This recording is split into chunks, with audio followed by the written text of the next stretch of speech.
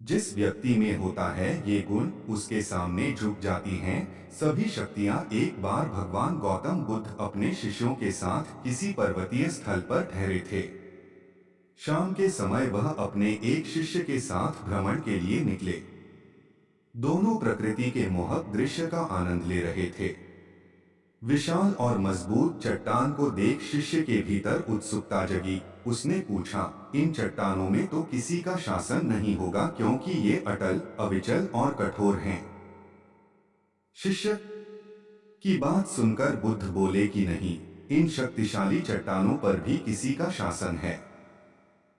लोहे के प्रहार से इन चट्टानों के भी टुकड़े टुकड़े हो जाते हैं। इस पर शिष्य बोला, तब तो लोहा सर्वशक्तिशाली हुआ। बुद्ध मुस्कराए और बोले, नहीं, अग्नि अपने ताप से लोहे का रूप परिवर्तित कर सकती है।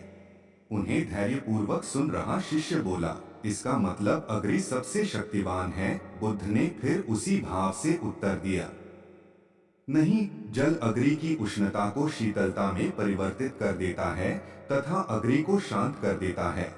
शिष्य कुछ सोचने लग गया। बुद्ध समझ गए थे कि उसकी जिज्ञासा अब भी पूरी तरह शांत नहीं हुई है।